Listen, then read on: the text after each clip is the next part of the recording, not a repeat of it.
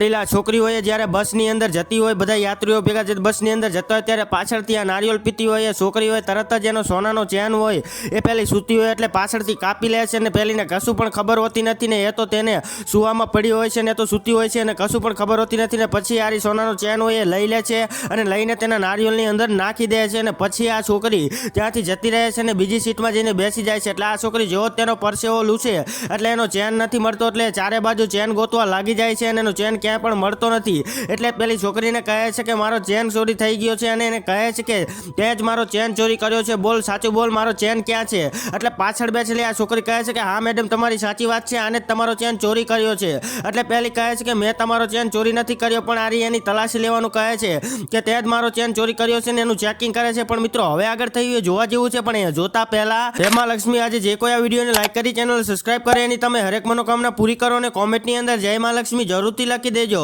લાસ્ટમાં મિત્રો ત્યાં કણે એક છોકરો હોય એ બધી જ હકીકત કહી દે છે ને આ છોકરીની નારિયેળવાડીની પોલ સાથી થઈ જાય છે ને એના હાથમાં આવી ગયેલો ચેન એ પકડાવી દે છે ને એને જેલના કરવા કરાવી દે છે.